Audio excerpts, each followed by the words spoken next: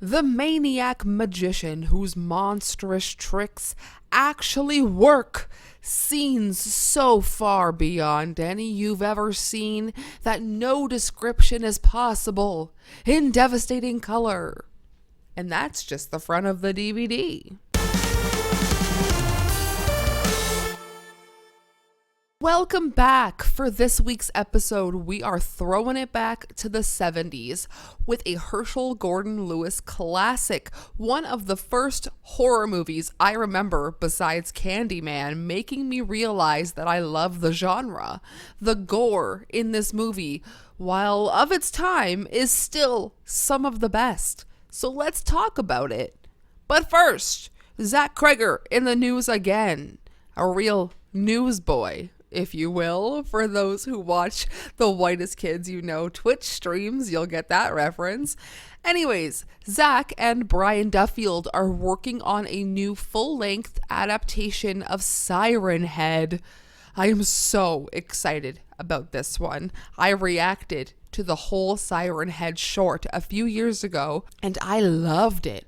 I specifically do not like the Silent Hill siren, and I have a sensitivity to loud noises, and when I watched the short, I watched it on full volume. It scared the crap out of me. So I have a feeling Zach and Brian will do it justice. I have full faith in Zach to do pretty much anything. Much like the late, great Trevor Moore, Zach never misses. Brian Duffield will also be a familiar name and face to you guys from recently directing No One Will Save You, which I thought was great, and also Spontaneous from a few years back. And fun fact, Spontaneous made me cry like a baby. I loved it. I just didn't expect to, but I loved it. Anyways, I digress. I saw today's movie when I was 10 years old.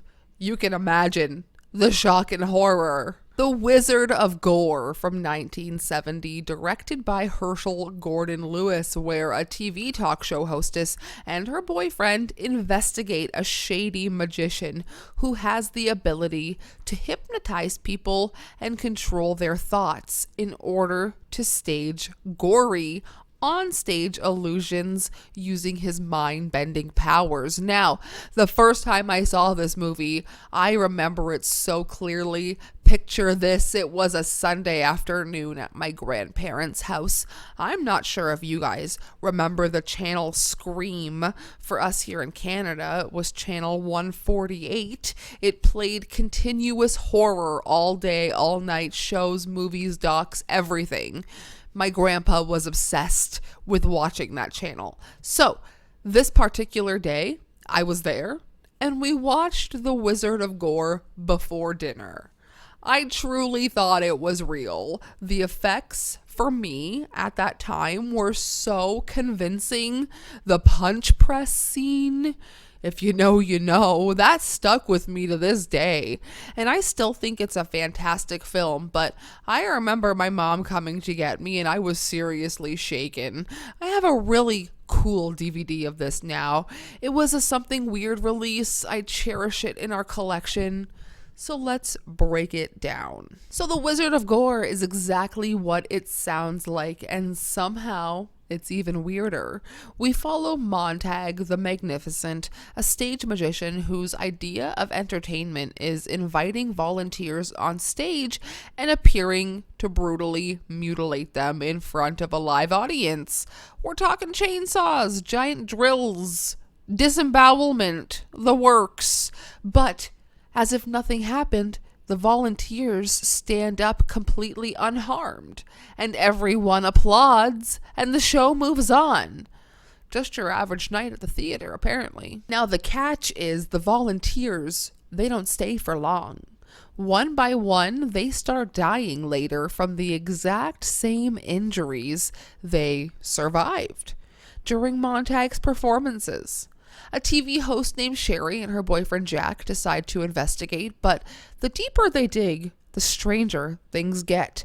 It slowly becomes clear that Montag isn't just pulling off elaborate stage tricks, he's messing with people's minds and twisting the perception of reality itself. Now, during a live TV performance where Montag basically hypnotizes an entire viewing audience, chaos, it breaks out, and Jack finally stops him by throwing him into a fire. And you think, okay, that's it. No, this movie has one last unhinged twist. Jack suddenly becomes Montag. Sherry gets ripped apart, and then she casually reveals that none of it was real in the first place, and that Montag had actually been trapped inside her illusion the whole time. And then the whole movie loops back right to where it started, like one giant blood-soaked magic trick that never ends. I don't like time loop movies, but this is a movie that loops in such a creative way, especially for 1970. And sorry for the spoilers. I feel like we've come a long way, and that's okay. I can talk about this one freely, but this movie is completely bonkers, but it's part of the charm. So many reviews, people calling this boring and they don't understand. I think this movie is so underrated.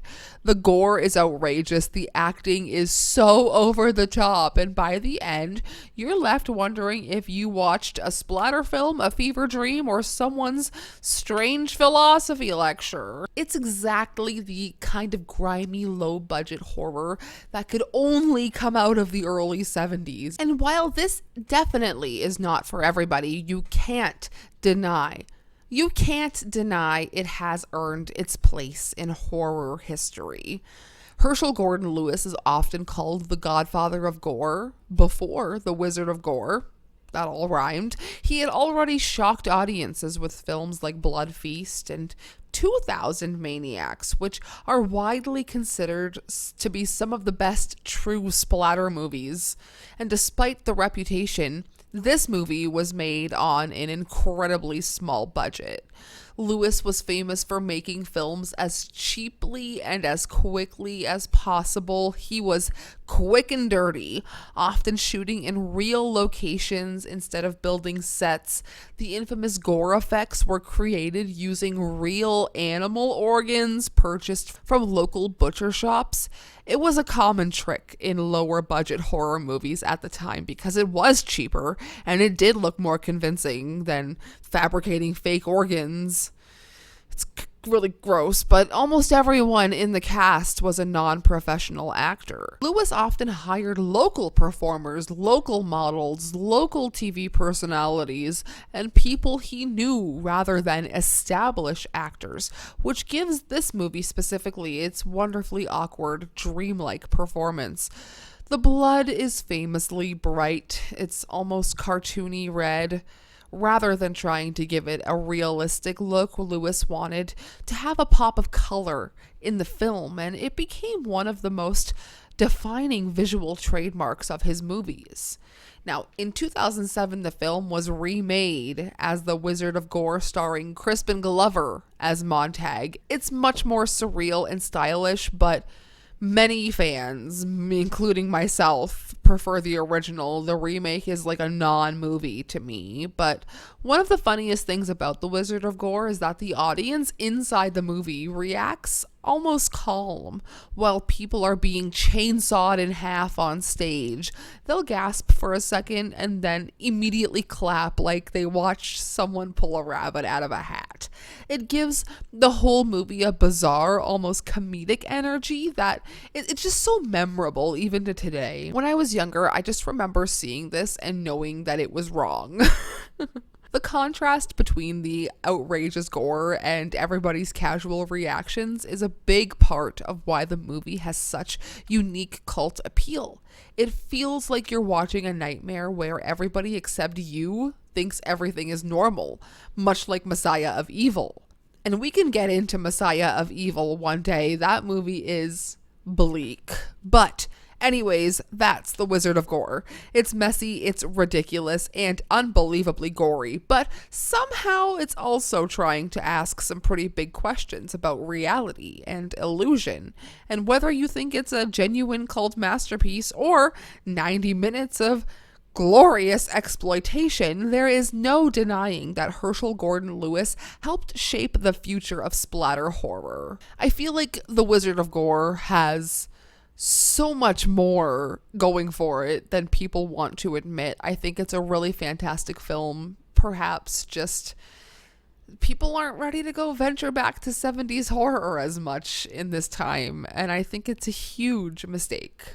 But in saying all of that, thank you so much for being here for another week. Thank you so much for listening. Thank you especially for being weird. Stay strange, stay spooky. And if you have a weak stomach, don't watch this before dinner.